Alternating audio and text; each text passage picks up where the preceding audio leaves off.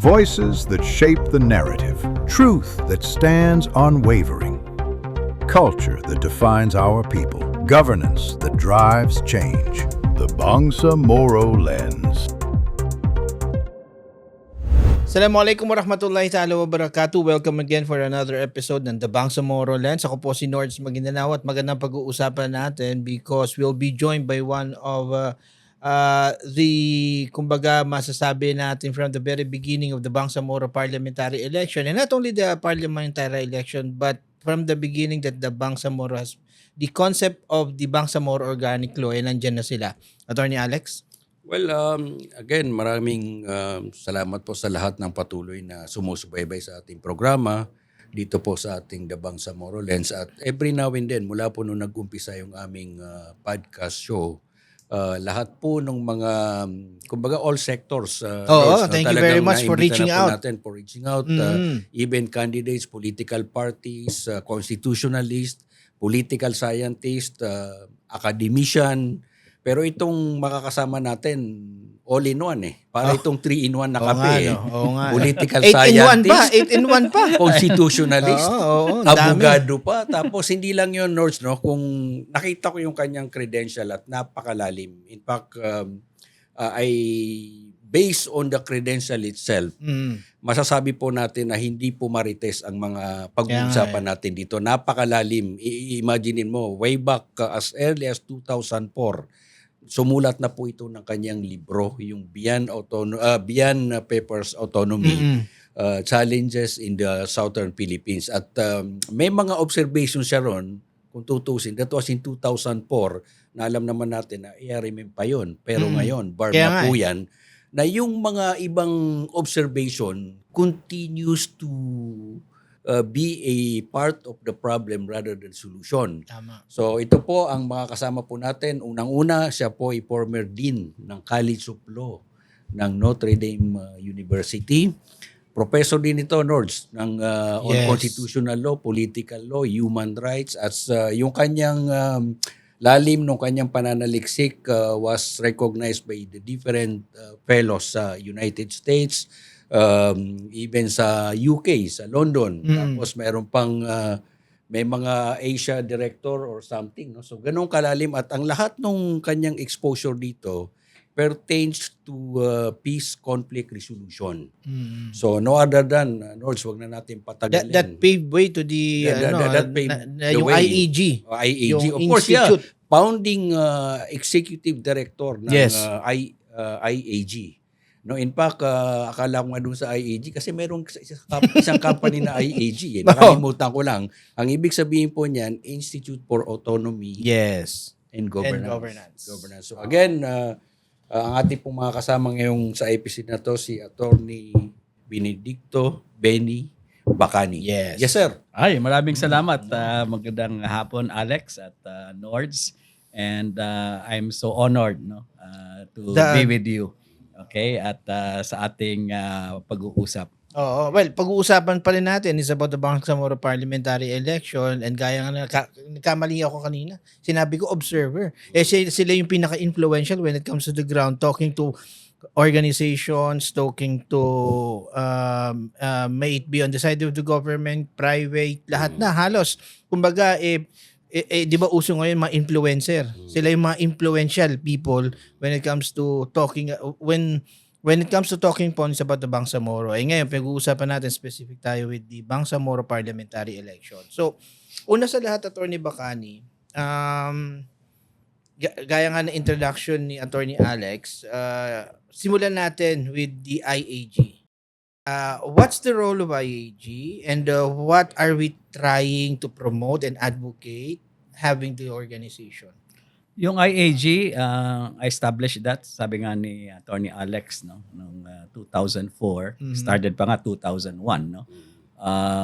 Ang mission niya, kasi napansin ko at that time, autonomy na yung solution no, to conflict in the Southern Philippines as well as in the Cordillera. Okay. No? Pero walang tumitingin.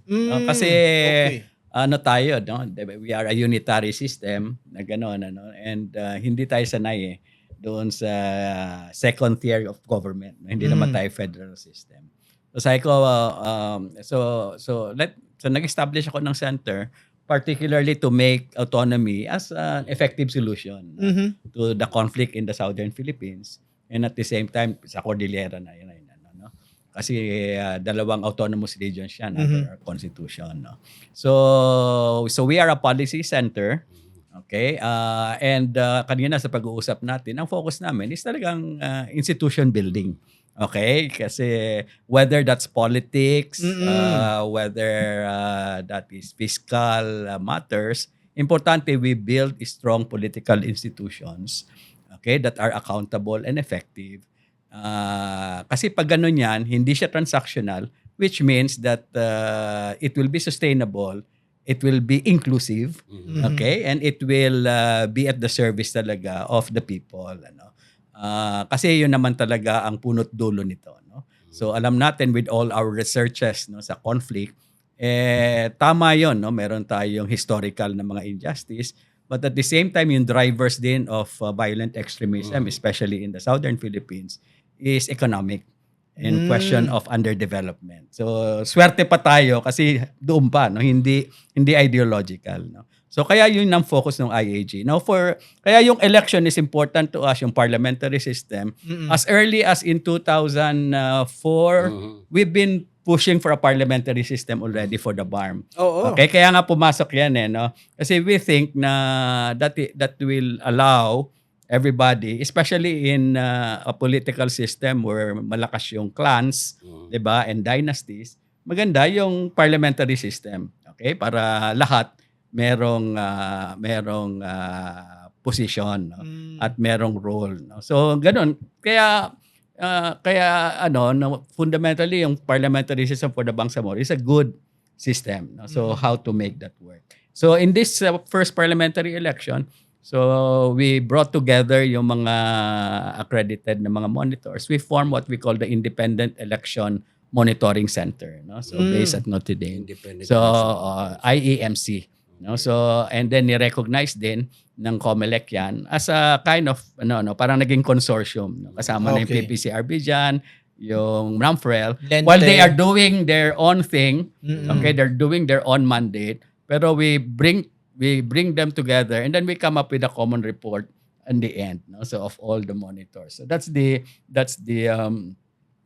mission of IMC. Okay. So masabi na natin a little bit of personal background, kasi baka mamaya tanungin yung mga tao, saan ba nanggagaling yung advocacy mo with the Bangsamoro people, with the Mindanaoan people, not knowing ng ilan sa atin taga Mindanao po pala kayo. Oo, I'm from Cotabato. Born and raised in Cotabato City. Sabi ko nga sa iyo, I was vice president ng Notre Dame.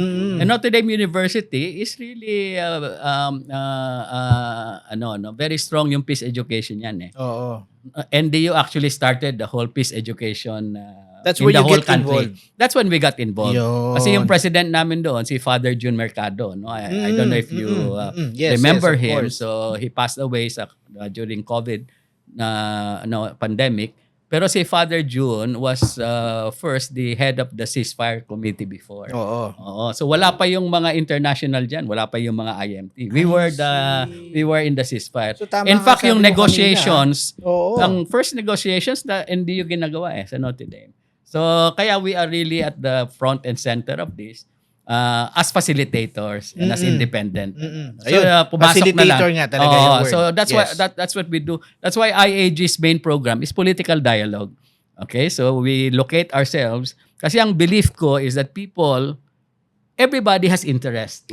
Okay? It's a matter of just bringing those interests together and address them, no? As long as people and institutions don't engage in violence, okay? No one is. Kaya nga ako wala akong doon sa mga, minsan critical ako, sabi na anti-peace ka. No, ang anti-peace yung who employs violence. Pero kung it's a question of pushing my interest, whether there are dynasties, whether they are dapat they have a space. Okay, yung ganoon. So wala kang i-echapuera.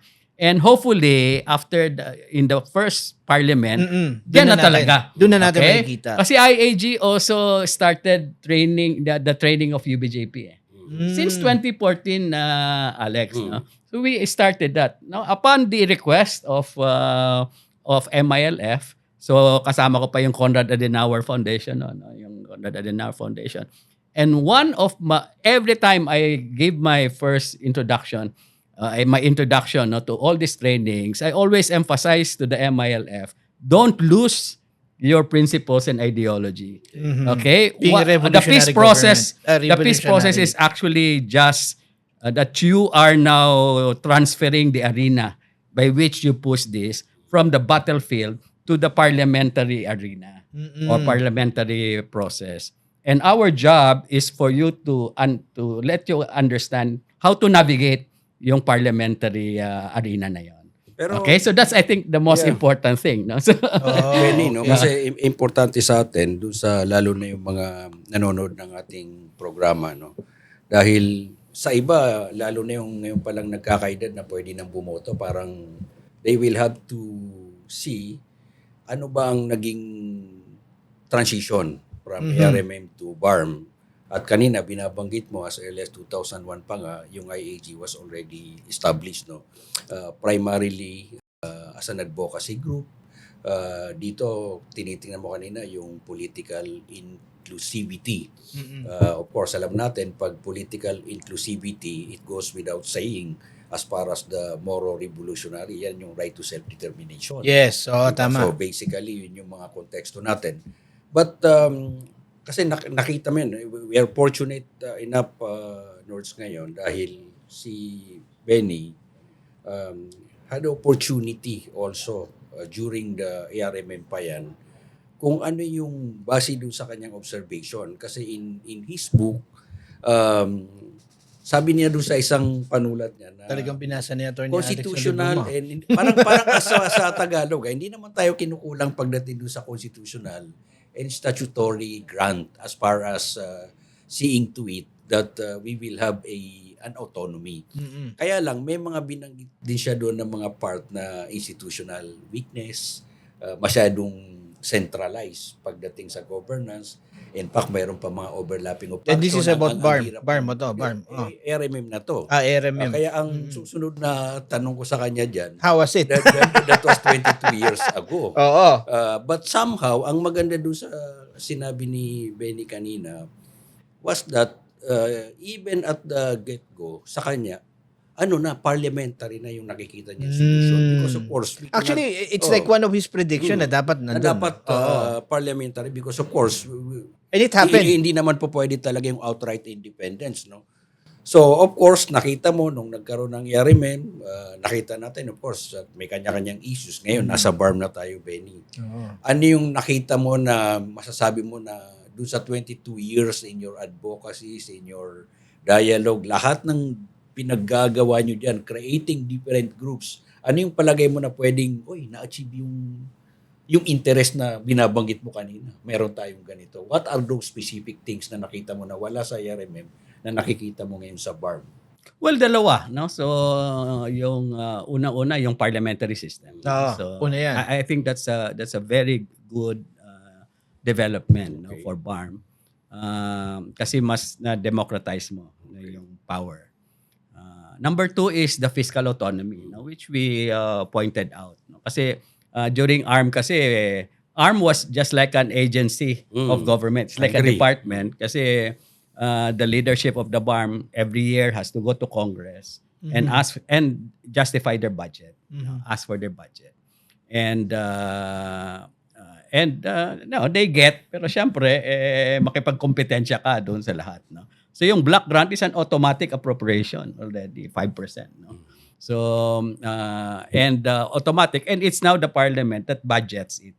Okay, ha? So, Ay, So, so parang yun. yan yung power of the purse. Oo, Kumbaga power of sa the purse. Congress. Power of the purse, ha? Oh, hindi, talaga nasa kanila na 'yon. Wow. Kasi automatic yung Oo, tama, parang tama, ano yan tama. na ano yan, parang NTA din yung IRA, no? May Oo, IRA din oo. siya, no? Na automatically release yan, no?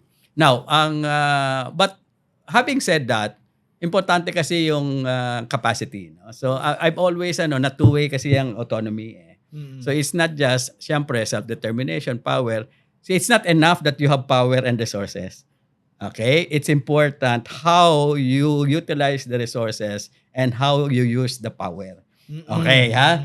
To build institution, political institution, strong political institution. Kaya nga sinasabi diyan, kaya ang first book you mentioned about the 2000, mayroon pang earlier yan eh. Okay, it's called The Evolving Autonomy. So I called it The Evolving Autonomy kasi it has to evolve in step with. Lahat naman kasi ang political institution is evolving. You build on. So you address the failures and then you build on the Ang naging problema lang nagkaroon ng disconnect between the peace process and the evolving institutions.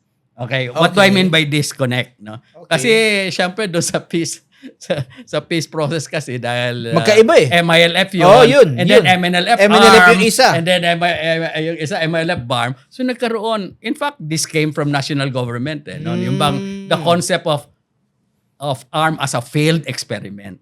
Okay? No, there is no such thing as failed experiment. There are good things there. Okay, so anong ginawa natin? Dahil failed experiment, you start from scratch. Which I totally, sa amin, IAG disagreed with that. No? Kasi pareho lang naman ang basis niyan eh. Pareho lang yung 1987 Constitution ang basis niyan eh. So don't, yun. Tapos nagkaroon ka ng mga bago, pinalitan lahat, yung mga tao, na even those who are already really competent ones, wapalitan mo, and doon na nagkaroon ng problema. So ang atin lang dito, sabi mo, okay, that's the difference. Ano yung pagbabago? Yung political institution mo is becoming just an employment agency. Yun na mahirap. Okay, ha? So whether that's ARM or yung dati, okay? So because it is sabi niya nga, it's a result of a struggle. So ang tingin is para sa amin yan. Okay, diyan kami. Pero alam naman natin, you are in government norms, how ang demands of governance is such na kailangan meron ka talagang competence diyan. Okay, ha? But at the end of the day, everybody must benefit, okay, when government is effective. So how do you make government effective? So kung ang tingin mo diyan sa is yung political institution na yan immediately is to address my own problems sa livelihood, etc. Doon ka na. Ano na yung mga kamag-anak mo, lahat. So, pero nakikita mo, wala naman talagang terms of developing a strong, parang effective convenience institution. Na lang. No? Parang convenience na lang. Having been there yung trabaho. Kaya yung ito, based on data naman, yung Black Run, underspent yan. Diba? Oo, tama. So, it's a sign. It's a sign of number one, sobra-sobra yung Black Run. Tama. Actually, may criticism din tayo dyan. No? Kasi in the first place, hindi naman ganun dapat kalaki yun. Tinaasan na lang pagdating sa BUL. Baliktad pa, no? Tinaasan. Okay, nang ganun. If you give, meron tayong resource curse. Okay, ha? So, hindi ma-absorb. Pag hindi yan ma-absorb, open yan to misuse. And open din yan to corrupt practices. So are you like saying na parang yun na yung nangyayari ngayon? Hindi, yun talaga nangyayari. Yan yung nangyayari ngayon. Yun yung nangyayari. But what would happen after the Bangsamoro parliamentary election? Kasi ngayon, appointed yung mga nandyan. Then after the BPE, would accountability be more serious? Kumbaga, kasi ngayon parang, okay, very loose yung accountability. How about after BPE? No, after BPE, especially if citizens would be more involved. Kasi dito, hindi na accountable yan to the appointing authority. Yun na nga eh. Accountable na yan to the people. Kaya for us, yun ang advocacy natin. Yes. To educate people, to organize people, and then kailangan may transparency and accountability ka in the budgeting, etc. No? So, nandiyan naman yung policies that are in place. And number 2 is magkaroon talaga ng review of the Black Grant. 5 years na actually yan. Okay. Actually, overdue na nga yan eh. Okay, ha? Kasi maganda yan, kasi pag ni-review mo talaga malalaman mo ano ba tayo yung level ng block grant that will be constructive and productive. Okay. Kasi meron kang level na kulang, Oo. hindi yan constructive. Meron ka rin level na sobra, Oo. that will not be constructive also, no? So that's why we've finished a study on this. Oh, you na were hopefully- saying, you were yung saying, sorry, no? oo. And this was done by yung Congressional Planning and Budget Office ng No, give us a Congress. preview Oo. of that ilalabas nyo. Ano bang Hindi, ano bang aasahan natin well, doon? unang-una yung ano noon is tama talaga yung underspending. Okay. Okay. Tapos number 2, there are accountability, transparency policies that are not being observed. Mhm. Okay, kasi dapat yan nakalagay sa ano. Ben, ganito, kasi bago tayo mawala dun sa ano, dahil unang-una, of course, alam naman natin yan, okay yung underspending in a sense na, kumbaga, nandiyan lang yung pondo. That's one. Yeah, may ganun. May mga nagsasabi ng ganun. Assuming na nandiyan pa yung pondo, no? On the other hand, it is not a good thing naman dahil hindi nagagamit dapat doon sa paggamitan. Yes. And that defeats the very purpose kasi kaya ka nagkaroon ng transition BARM dahil nakita mo na ito yung laki sa Kailangan. ARMM eh. So binigyan kayo ng BARM, anong sinasabi nyo? Ang problema natin, institutional issue, hindi sound yung structure. Ginawang presidential, ginawang parliamentarian. Anong main issue? Masyadong financially dependent si ARMM compare sa BARM. Binigyan ka ng block grant. Ngayon, ang tanong, halos mag-iisang dekada na ba mula nung 7 years. 7 If I'm years. not Okay, sabihin mistaken, na natin 7 7 no? years. Kasi kung kanina, pinakikinggan ko yung mga explanation mo, Benny, na ang problema dyan, nandyan yung issue ng technical know-how, competence. Yes. Hindi That's ba, what I want to know. Hindi ba dapat, kung ako yung estado, the reason why nagkaroon ka ng MILF-led at saka government-led, government contingency, para mag-build ng kumbaga magkaroon ng synchronization. Na kung ano yung lacking dito sa MILF, dahil alam naman natin, galing sa struggle itong mga to, pupunuan ngayon ng yung mga nasa government. Ideally, dapat ganun na nangyari. So, nagkaroon ka ngayon ng underspending. In fact, ang lumalabas dyan, parang either you are incompetent to really address or acknowledge the essence of having this fund dahil hindi nagtitrickle down because either ARMM yan or BARM yan, hanggat hindi nararanasan at nararamdaman sa community, that will not make any difference sa kanila. Anin pa, kasabi ko nga, tama yung binabanggit, magkakaroon ka ng BPA election ng 2026, no, ng September. This will be also an opportunity on the UBGP dahil sila yung MILF-led kung talaga bang na-deliver nila yung expectation at the same time. Kasi susukatin sila dyan eh. In fact, dalawa yan eh. Yung mga incumbent na tumatakbo ngayon, this could be either good or bad for them dahil susukatin sila ngayon. Pero sa atin, as far as yung pagsusulong ng mga ganitong advokasya, that's quite crucial and important now na hindi lang ito historic dahil ito yung kauna-unahang kumbaga sinasabi nating parliamentary election sa Pilipinas. In fact, dun sa discussion, yung component pala, ito yung parang in part nung tinatawag nating 2 tracks dun sa peace process na ito yung political and legislative track. Commitment. So, kaya ganun siya ka-crucial not only for the people but also for the government na sana dapat siguro, Benny, dito kailangan maganda yung ginagawa yung interagency monitoring baka mo na palagay ko we have to really massively do a campaign, information campaign do sa ating mga kababayan para kasi otherwise kung malalagay mo lang din naman diyan issue na naman ng competence, issue na naman ng ano yung kanilang political interest. Parang baka mas titibay pa yan. Sasabihin nila, ito, may termino na kami. Oo. Ang isa pang kahalagahan ng election kasi, Alex and Nords, is you're ending the MILF-led transitional government. Which is the one This they is are very using critical. right now. Bakit? Kasi yung MILF-led na government is based yan on the comprehensive agreement on the Bangsamoro, that is only a two-party agreement between government and the Moro Islamic Liberation Front. Okay, ha? So, which means that is not an ideal basis for a political institution. Okay. Kaya dito, siyempre, kapag two-party lang yon, di yung interest nung MILF lang yon. Ano? That's why even IAG was very much against extension since 2022.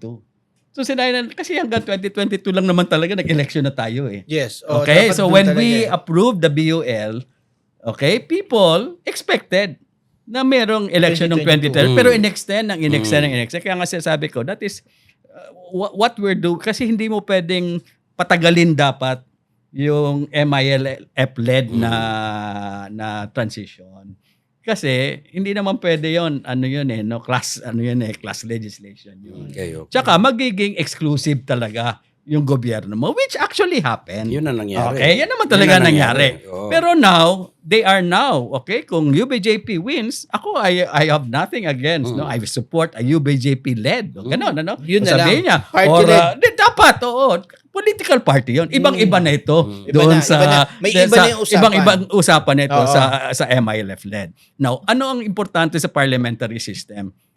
Kaya okay lang sa akin yung whether rebelde ka or you're political, doon ka sa parliament. Or traditional Pero ang politician. bureaucracy mo, pare, has to be very strong. Yeah, that's true. Yeah. The bureaucracy. Kasi di ba ang ano niya, no? Kasi ang parliament, parliament, pwede kang mag-no confidence. Tuloy-tuloy ang pag-gobyerno mo. Kaya lang, ang problema natin, ang kultura kasi natin, ano tayo presidential. Kaya yung kahit na yung member of, they want to be ministers, na gano'n, ano. Pero talagang in a developed parliamentary system, the politicians are in parliament, yes, but you have a very strong bureaucracy. Okay, that is sustained even if there's a change of government. Hopefully, yun ang sinasabi ko. Ang problema lang natin dito, halo-halo na nga, no, yung nepotism nga sinasabi. Mas yung nepotism, dangerous pa yung nepotism in the bureaucracy. Kasi yun ang ano mo pag nepotism kasi yung mga hindi qualified mapapasok talaga diyan Kaya sa akin importante yung building talaga a strong bureaucracy for the BARM. Okay. Mapunta tayo sa formalities nitong Bangsamoro parliamentary elections, and we know that it's not only us who will be observing itong Bangsamoro parliamentary elections kasi even international organizations which I think I assume IAG has been working with the other international organization and international government will be observing this Bangsamoro parliamentary election. What are they expecting at ano yung aasahan nila this coming Bangsamoro parliamentary elections? Very high ang interest dito, no? And marami kasing I know that Japan, even EU are thinking of sending a delegation to observe, no? Kasi ang peace process sa Mindanao is critical yan to regional security, Kasi because of yung violent extremism. Okay, the presence of ISIS, Kaya strong din yung strong yung interest niya nung especially Australia, no?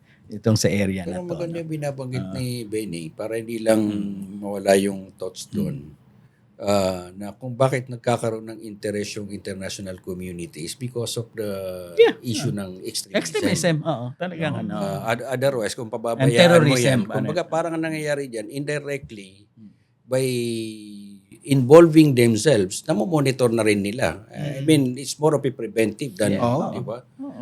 Pero, Benny, kasi kanina, of course, ang isang magandang mangyayari pag natuloy ang election, Matutuloy ba? Teka, tanungin Hindi, natin pag- muna. hindi, Baka may hindi, insider. Hindi, puro one. Hindi, puro Baka one. may insider si Atty. Pag Benny. natuloy yung election, unang-una, magsisip yung mandate from appointed to an elected one. So, ibig Sige, doon na lang sabihin- tayo muna. So, ibig sabihin, kung ako yung MP ngayon, at least ang mandato ko sa tao. In Yes. fact, ang sabi nga nila, ang termino ng mga mauupo ngayon, Oo. Up to 2031, pare. 2031. So, mahaba. Limang taon So, yan. medyo, paldo na ba? Hindi naman, no? I mean, kita mo yan, 5 taon. Pero may komplikasyon yan. Ha? Sa Oo. 2028, may bago kang presidente. O, sa bagay. Well, totoo naman yan. Totoo naman yan. Pero ang punto natin dito, ito yung probably, these are part of the good takeaways pag nagkaroon ng election dahil hindi na, ang nature kasi ng appointee, you have to please the appointing authority. Yeah. Right? Yun yung nangyayari ngayon. Kasi ang nangyayari, sabi Yun ang nga nangyayari niya, ngayon. magkamali ka lang ng bulong, Doon nawawala tanggal yung- ka na nga. Doon yung nawawala yung because- accountability eh. Kasi ang nangyayari dyan, Saka transactional yan. Ano yung laging Depende kung ano binabanggit transaction yan. Ang laging praise na ginagamit yan, we are serving under the pleasure of the president. Yeah, correct. So whenever you loses that I kind see. of confidence, medyo nagkakaroon ka ng problema. So, well, that's a good thing. Na, kumbaga, magsisip na tayo from an appointed to a elective Or mandate elected. ng Oo, ating mga kababayan. Kaya, isipin nyo sa ating mga kababayan, at least 5 taon yung binabanggit ni Attorney Benny. Kaya pag-isipan nyo kung Kaya sino pag-isipan ibubuto nyo. nyo. Yung ba yun? Well, sana lang nagmamature din tayo with all the... Kasi nung panahon, way back in 20s pa yan, early 20s, wala namang ganong inclusive pagdating doon sa social media. So ngayon, kumbaga, Kitang-kita na. bahagi na ng diskusyon ito eh. Yung sa mga dialogue. And it's good thing. That's precisely why yung mga other NGOs na yan really have to immerse dyan sa area.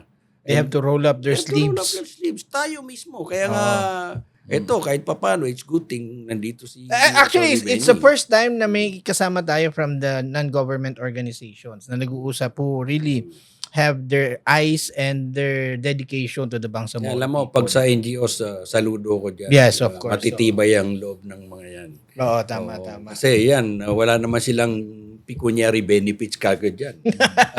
Unlike pag nasa gobyerno ka na parang nakasakay ka lang ng taxi, yung metro mo. Pumapatak, no? Oo, tama. Either busy ka sa kakichismis lang. Eh, babayaran ka pa rin. Babayaran ka pa rin. So, well, that's good thing. Pero, ito, Benny, no? I mean, ano yung palagay mong pinaka-risk prior to September 2014, 2026? Meron ka bang nakikita na Ayun. something Matutuloy na ba talaga? Matutuloy ba talaga tayo? Yan yung pinakatanong. Or ano Kasi yung mga there worst, are. ano yung mga worst scenario? Yes, worst case scenario na Ano yung nakikita mga ng risk? group. Okay, Risk. Ano yung mga risk? There are only two reasons why it will be postponed. Una-una, a TRO from the Supreme Court. Yan no? ang isa. Okay. Pero sa tingin ko naman, malapit na yung election. Wala namang TRO pa. No? So, okay, ha? So, and then yung last decision ng Supreme Court, talagang really, they were bent on having the elections. Okay. In fact, nagsabi nga sila na you should conduct this. No? Despite of those group filing petitions. Those group filing petition. No? Kaya nga walang TRO. Okay, kung walang TRO. Next is legislation from Congress. But definitely, wala naman na yun. din. That's no? out of the Wala equation. naman din. Oh. May nagsabi sa akin, pangatlo is violence. No? Pero Nako. kasi, ang violence kasi, it cannot stop election. It can stop election in a particular area. Tama naman. And yun ang tingin ko yung kailangang bantayan. Particularly in Maguindanao and SGA. No? And hindi naman hindi naman sikreto na yung dynamics diyan ngayon between UBJP and yung BFP. Yeah, it's an open Okay, secret. so now it's actually between MILF leaders and MILF. commanders, and they belong to two political parties. Okay, ha? So and then meron pa mga allegation of government interference that actually in favor of Nakikita one. niyo yan. In favor of one, no? So may perception na gano'n. May- diba? oo. So in fact na just lately meron daw sinabi si Iqbal na gano'n, which he denied, no? Okay, ha? So but ang point dito is that yung mga tao, the followers, no? So na kapag ma-agitate yan, okay, and because the decommissioning is also not finished, so marami pa ring baril dyan, no? So Okay. in the hands of rebels, in the hands of the private armies, in the hands Traditional of even ordinary politicians. traditional politicians. So baka magkaroon ka ng ng talagang flare up ng violence, no, in these areas, no. So I'm sure that these are considered hotspots. The military and the AFP and COMELEC are very much aware of that, no. So yun yung aking sabihin mong sabihin potential, okay, potential hotspot, no. So but in that case, it cannot postpone naman the entire election, eh, no? Yun. Kasi may election din sa Tawi-Tawi, may election sa Lanao. No. And Lanao naman, It will traditionally, wala namang masyadong violence dyan. Eh, no? Iba lang yung pinag-uusapan naman dun. Kayo, Basta makabisita lang sa mga bahay-bahay. okay, ha? And then sa Basilan and Tawi-Tawi. So but we are worried and we are monitoring yung Maguindanao, Cotabato City and special Pero, geographic area. Galing ka sa area eh. May nakausap ako during in one of the events dun sa media orientation. Kasi nakikita natin ngayon sa social media, Benny, no? Yung mga political realignment on the ground, massive eh. From the LGUs, one LGUs shifting from one party to another. Tapos yung social media now is being used as a platform to create issues, fake news at that, no? Yung ganyan, I mean, is this a media hype lang or sa ground anong thoughts mo doon sa mga nangyayari political realignment ngayon? Eventually, will it favor certain party or like sabihin na natin ang UBGP or the Bangsamoro, ano yan, parang federal BFP ang very sila. Hindi daw siya- Federalist. Hindi daw sila Bureau of Fire Protection. Bangsamoro Federalist Bangsamoro Party. Kasi Federalist kung Bureau of Party. Fire, dapat meron ding mga nagtayo ng BGMP dyan. Party, no? But anyway, sige lang, what are your thoughts on that? Okay. Political maturity ba yan or Okay. part ng Ang divisiveness? talaga namang diyan, ang talagang pinag-aawayan diyan is yung chief ministership. Siyempre. Okay, no, at the end. No? So if UBJP, so that's either si Kagi Murad, okay, or si Iqbal, okay, BFP would be si Sami, no? Although Sami is independent, but we know that is a political party that Nice move. pushes, no? Okay, and then the minority also, yung mga other parties are also supporting him, no? Ang fear ko lang diyan, Nords and Alex, very toxic ang social media. Yes. You've seen it, ano? Oo. Ako, hindi ko maintindihan yung arms na gano'n, Yes. kita mo, mga bata, may mga baril, and then yung mga comments. And nakita mo how they demonize each other. Totoo. Nakita ko yung Yung may graphic. Graphic talaga, may mga Pinapalitan sumay. na, May mga Tapos sumay. Kailangan bang umabot tayo sa ganun? Yun na nga using Diba? Islamic, di ba? Terms Principles against pa, principles, terms versus etc., using no? the Quran. So, yung ganun kasi, susceptible siya to, yun ang sabi ko sa iyo, to extremism, no? Okay, ha? Yung, sabi mo, yung talagang demonizing the other, no?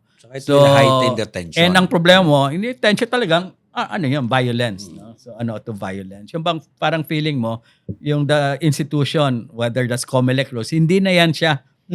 Hindi niya kaya. Hindi niya kaya, no, na i-manage ito. So, parang magkakaroon ka na ng kulto. Di ba? Pag kulto, mahirap no? Whatever, no? Hindi na Okay. political party, kundi kulto, no? So, and sa atin kasi very personalistic ang politics, no? So, yung gano'n, to defend the leader, okay, and then using Islamic, yun ang pwedeng maging mitsa.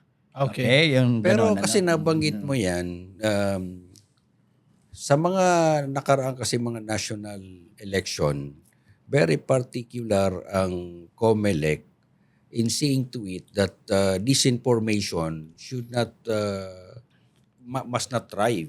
And Must not prosper from the must ground. not prosper. In fact, ang ginagawa ng COMELEC dun sa previous mga national election, midterm man yan or presidential, lahat ng mga social media platform kailangan magpa-accredit. I think COMELEC is Oo. Meron doing ginawa that. din Meron nilang yan. ginawa. Para Meron din kumbaga, ginawa. nasi-single out nila ngayon kung sino yung naglalabas ng mga ganito, mga demonic na mga post na kumbaga that only serve no other purpose but to incite violence. Wala ba tayong ganun sa nakikita mo? Hindi, kaya nga we are trying to document that and send it to COMELEC. No? So ginagawa rin niya ng grupo niyo. Oo. And then hopefully, siyempre alam mo, kasi pag national agency, whether that's COMELEC, they're also very conscious na it should not disrupt the peace process. Kahit na noong pa naman yan ang palaging sinasabi natin, no? The primacy of the peace process. Sometimes you don't, you don't get very strict, di ba? No? Kasi but in the end, you have to, you need to have red lines. No? Parang Siguro as monitors, we will have to insist on that as well. Para mo sinasabi na that should be liberally construed as what's happening in the impeachment trial. Para inalign, no? Di ba? Gusto mo. Sinasabi na nga ng isa doon, let us not resort to technicalities. Let us head the clamor of the people. Okay. Huwag naman sanang gano'n. Hindi pa naman. Hindi pa naman. Ganon. Pero ako doon ako Attorney Benny doon sa idea ng is the Bangsamoro people, given the 2.5 million voting personalities or voting population, ready to vote? Kasi 'di ba, IAG is doing also voters education. So we want to know ano yung resulta ng mga voter education nyo. 'Di ba gaya nga ng sabi natin kanina, ang dami sa Bangsamoro, hahanapin daw nila sinong chief minister na iboboto nila do sa balota. Wala namang ganun. So paano? How do you observe? Are we ready? Hindi. Kaya nga voters education, problema nga pabago-bago yung rules. Kailangan bagong voters education. Ang narinig ko nga, meron na nagawang mga pero nabago hindi na naituloy. Tapos di ba? Pero at least ngayon nag-settle na, pero settle napakalapit na. No? So unang-una, yung talagang totoo, no, na the people are not aware how to vote. Yan. Okay, in the parliamentary elections. Kasi tayo, sanay sila na bumoto ng tao. Hindi sila sa and then yung traditional. Party list, bumoboto. Ang pinaka-komplikado ngayon na bago talaga is yung sa sectoral. Kasi everybody will now vote at large yun Kaya nga ang sabi ko dito, itong sectoral na mga mananalo, parang senador ito. No, talo pa nito ang district, parang kasi district konti bumoboto. Ito voters voted at large No, na kahit na ikaw hindi ka babae, you can vote for the women's sector. Pero di ba ganun din ang orientation sa political parties voted at large by the region? Hindi, pero political party yun. Ito tao Ito tao. Okay. Kaya nga sabi ko, malakas ka pag ikaw na nanalo ka sa sectoral. Pero ang problema, pagdating mo naman sa parliament, parang pero pag sa sectoral, kung gano'n, dapat ang mga candidates should really upfront in campaigning. Kasi hindi lang yung kundi popular. Popular dapat. So dapat nag-artista muna sila. Kasi nag-vlogger. Kasi ang nasa electoral code kasi niyan, dapat merong registration ng mga sectoral voters. Dapat ang boboto lang talaga niyan are those of the same, belonging to the same sector. So, pero ang problema because of lack of material time. Hindi, walang time But sa 2031, that's yung nagagawin na yun. So this is really an abnormal parang yung issue sa parang yung issue sa yung bago lang na tinanggal, yung vote for no yung tawag nito? May bago pero naging controversial din yun none of the above. Yun, none of the above. The none of the above. Nota. Yun nota. So tinanggal na yun. Natanggal na rin yun. Okay. So anyways, with that coming, the Bangsamoro parliamentary election, palagay na natin na dumaan na, nanalo na. How would be the political weather naman inside the parliament? Kasi afterwards, kung naglaban-laban sila, magkakaroon din naman ng alliance. Yun ang unang-unang alliance diyan kasi kapag walang party na nakakuha ng majority. Let's 41. Yan. Mahirap yan. 41. Tingin ko kailangan makipag-alliance ka sa so dalawang partido, or more so that you get the majority. Then you now can elect the chief minister. So yun yung first test. Diyan Okay, papasok first yung, test. diyan Oh, papasok first yung test. mga coalition and Oh, alliances coalition. within Diyan within the after. parliament. Okay. So which means i-divide mo yung mga Natural. ministry. Siyempre, hindi naman libre yan. Kasi ngayon hindi mo pa naman nakikita kung sino yung mga winnable na mga parties. Tama. And Kaya then- kaya actually right move yung ginawa ni Chief Minister. Yes. na he ran Independent. as an independent. Kaya nga sabi, nice Diba? move. Oh. Hindi, well, it's a nice Nice smart move, pero touch move. Pero institutionally, that's not nice. Yeah, totoo. Can you totoo. imagine a Oh. first, okay? I a agree, first I agree. parliamentary government and your Independent. chief minister is not even a member of a party. Okay. But you know, Ah, but in the end, you know, so yeah, di ba, that's- di ba? magkaiba yung before and post election. Di ba? Di ba? It's ano, Kasi may di ba? kanya-kanyang strategy yan eh. Well, ideally, tama nga naman yun. Saan ka naman nakakita ng chief minister na, kumbaga, walang partido na klaro. I mean, di ba? And then, coming ka pa from MILF, di ba? Oh, anyway, UBJP to be exact. At saka diba? palagay UBJP ko, hindi ka naman siya eh. tatakbo ng independent kung hindi mo alam ang... The lay of the land.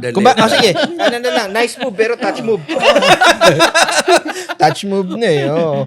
Okay, so pag-usapan natin regarding dun sa 1-year term na lang, dun sa vote of no confidence. Kasi yun din yung isa na nakikita natin na kagandahan ng the parliamentary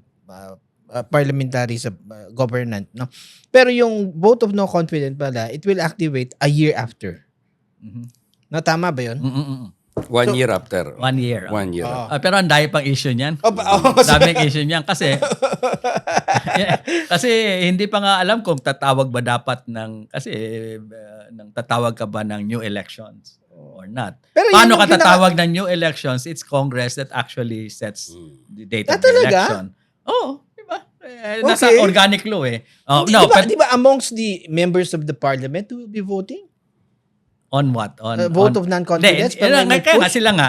Pero ang question And doon they is will can you do new elections in between the term? Oo, kasi may fixed term eh. Okay. Yung Hindi, 5 year. sinasabi ko lang, oo. Yung, Ah. ibig sabihin, it's a constitutional issue ngayon. So magkakaroon ka pa. Kasi yung mechanics niya hindi pa klaro eh. Okay, given the parliamentary, Bakit? Kailangan ba i-dissolve? yun na nga eh. Oo, yun ano. Talaga? Oh, Dissolve talaga. Paano ka magka-election kung walang dissolution? akala ko. Akala ko iso para Oo nga. sa position of chief minister lang. Hindi ganun. Ay, Hindi ganun. okay. Ang new Laruan confidence natin is yan. new election. During the Iba-iba yun, ha? Hindi, yung sa BOL, we were pushing for the German German system. Ang German system Okay. kasi constructive yan eh, no? Constructive abolition. Ang papalitan mo lang talaga is the Yung chief minister. oo. Ito hindi eh. Paano? Okay. So, dapat there will be mali ba yung elections. orientation sa atin? Hindi, nasa BOL yun eh, na may new elections ka, new confident. So, hindi 1-year term. Although, technically, Well, 1-year term, after 1 hindi, year. oo. After 1 year pala, after 1 year. So hindi lang mapapalitan yung chief minister, kundi lang magkakaroon ka ng new elections. Parang dissolution of the Oh, parliament. dissolution. Resolution So, of the parliament pala nangyayari. Hindi, pero palagay ko dapat magkaroon ka ng Kaya timeline. dapat ayusin yun. Dapat may Dapat timeline ayusin. ka muna na kung meron ka ganyang principle na i-adapt, subukan muna niya na, kasi ang hirap naman ng unang election pa lang, 2 years or 3 years thereafter. Kaya yan, ano yan magkakaroon eh. ka na ng move for dissolution of the parliament. Kaya medyo yan, hindi mahirap pa eh. napag-usapan talaga in detail. Naku. Kasi, alam mo, Dapat pala that's- napag-uusapan. oh, The conversation Hindi, should siguro start mangyayari already. yan kapag Pag natapos meron na na. yung election. And then, Yes. Oo nga. dapat erase na yung, palagay ko, yan yung that's one of the kailangan nilang i-tackle right after right. the election. Forthwith. Forthwith. Para masiguro kung anong gagawin yan. Kung anong Kasi gagawin talaga. in the hanging yan eh. No, kasi But, ang daming political interest eh. Sige, anyway. Sige, ikaw, Sige, baka meron ka pang ano dyan. Hindi, ako ang akin lang kasi, like I said, international organizations are looking on the coming Bangsamoro parliamentary election. And as much as ilan sa mga constitutional framers na nagsasabi na sige, tingnan natin kung okay ba sa BARM yung parliamentary. Baka malay natin, it will be a template for our government to be a parliament government or on our way to federal. Anong tingin mo doon? Hindi, tingin ko, it's, number one, two models yun eh, no? Towards Federalism. federalism, tsaka yung parliamentary system. Mhm. Regional nga lang yan, pero that can already show whether it can work. If it can work in the BARM, it can work anywhere else. Kasi pagtingin mo, ang in terms of dynasties, mas marami naman talaga sa Barmen. At saka hindi lang yun eh. Masasabi natin that's sui generis yung Barm. Sui generis. Oo. Hindi, pero ganito, diyan sa system natin na yan, dahil naaral mo naman ito, I would presume, no, Benny, ano yung mga something na meron ba tayong innovation na inadapt or na kumbaga regionally adapted lang, or did we get some Flexible na pwedeng did we get some model from other parliamentary countries? Ang daming tinignan dyan. Oo, yung sa UK. Dami. Kaya nga yung Westminster Foundation. No? Dami mga MP pumunta ng Europe. Pumunta, no? May natutunan naman. Maraming study tour nga. pero Yung study pero tour, alam ang mo, dami. ang problema kasi is our own constitution.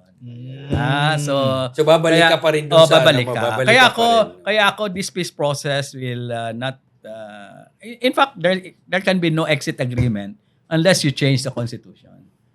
Kasi very clear naman yan na yung policing Mabigat yun, hindi pwede. Pero mahirap Yung yan. exclusive power hindi talaga pwede.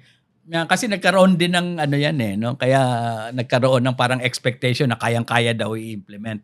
Hindi nga ma-implement yun kasi maraming constitutional na constraints dyan. Kasi under the CAB nga, dapat may exclusive powers ang... Ito, critical hindi thinking pwede, lang. hindi pwede ang exclusive pero power. ano yung binabanggit mong, bigyan mo lang ng konteksto yung exit agreement will only be done Change of constitution. upon the constitutional. Kasi ang exit agreement kasi is when all the commitments are fulfilled. Okay. Okay. Okay. Or substantially, no? Well, of course, pag sinabi ng MI na okay na. Pero MI na rin mismo nagsabi nito through a resolution in the BTA. Meron silang sa resolution sa BTA, nagsasabi sila na we are calling for constitutional change because the following provisions of the CAB cannot be implemented without amending the Is this during the early years? Bago. Bago sila, lang. 2 years ago.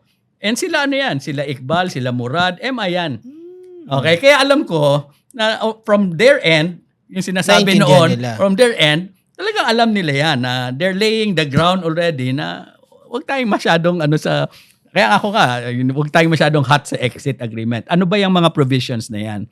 Sa CAB kasi, merong delineation of powers. Exclusive, Ayun, concurrent, tama. okay, Oo. and then reserved powers of government. Yung exclusive, you cannot have that. Kasi our system is unitary presidential. The laws of BARM should always be consistent with the It should Constitution conform with the and Constitution. national laws. Yun pa nga ang problema Tama yun, dyan. tama And yun. Asymmetric. national law. Agree. Kaya pag kinompare mo yung BOL tsaka CAB, ang layo. Okay. Number 2, Bangsamoro Police. You cannot have that also kasi there is only one national police. So the Constitution has to be amended. Pero alam mo, ang maganda dyan, kasi yun yung binabanggit natin na this could pave the way for a model na halimbawa, maayos na naitawid yan at magkakaroon ka ng hypothetically kumbaga constitutional amendment or revision at that. Kasi klaro naman yung mga areas based dun sa experience ng BARM. Yung hindi ma-implement. Kung ano yung hindi ma-implement because of the specific provision. I agree, Diba? Alex. I agree.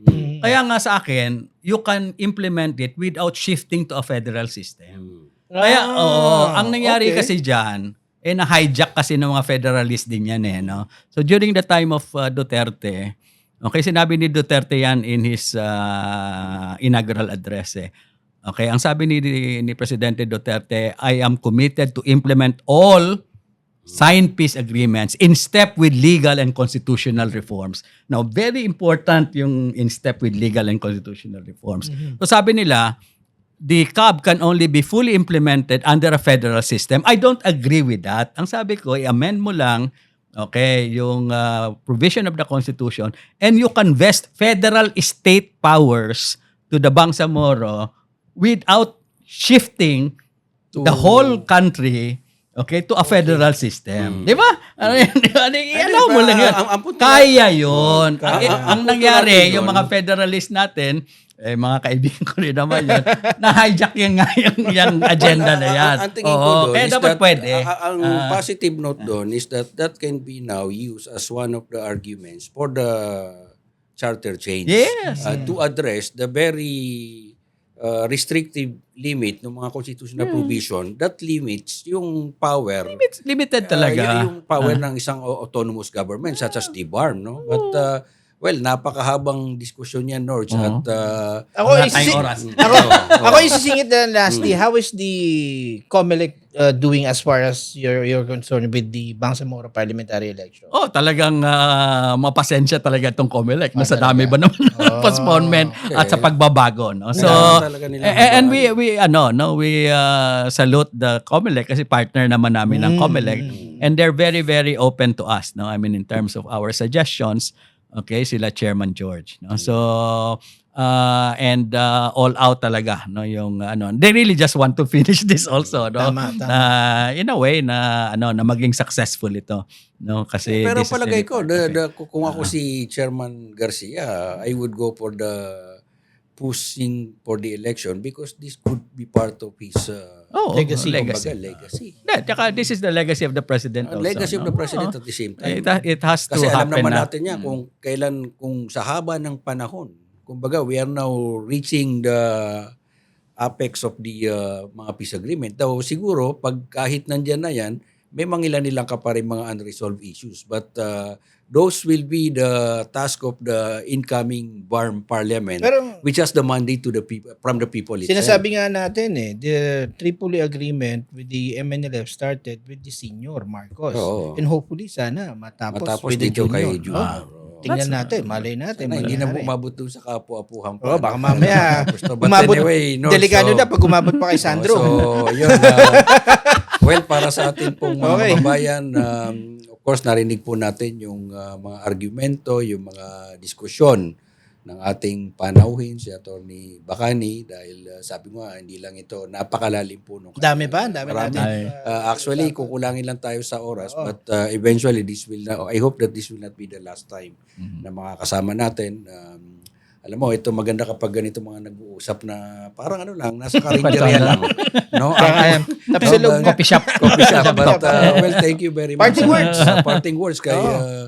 Bacani. nagpapasalamat lang ako for this opportunity, no. So I enjoyed the interview, Thank you, no, thank kasi talagang we are fully engaged. So we are just calling, no, na for a successful elections, kasi this is not only a milestone, no, but really very historic, no, in our pursuit for sustainable peace and development. This is really a step forward. Maraming problema around it, but ang core, okay, this is a core milestone that will spell, okay, sabihin natin, strengthening political institutions for peace and development in the Southern Philippines. So maraming salamat, Nords, and maraming salamat, Maraming salamat Alex. sa inyo. Gaya nga ng always na sinasabi natin, no? We want to be involved. Us as Bangsamoro, kami nila Attorney Alex, kasi we've seen na wala kasing media entity that really would dig into the issues in BARM. And kami mismo, we want to be involved. Akala ko nga, taga Manila ka taga Mindanao ka. Tayo din pala. ang tayo diba? din. Dapat pala, doon na lang natin Ayan ginawa na. sa Cotabato. Balik na lang tayo doon. But anyway, Nords, lahat po, sa lahat ng ating mga kababayan, panoorin nyo po sa YouTube. Follow us doon sa ating Facebook, sa Instagram, TikTok, Spotify, YouTube. Yan, No? lahat na ng Ayan, social lahat na po media ng platforms social media, na meron. nag- Bangsamoro Lens. Nagkalat na po kami dyan. Every Wednesday, 7 o'clock ng gabi. And thank you also sa mga nag-a-add, like, share, and subscribe yung The Bangsamoro Lens under the Kalinaw Collective Media. Again, ako po si Atty. Alex. Nords Maguindanao.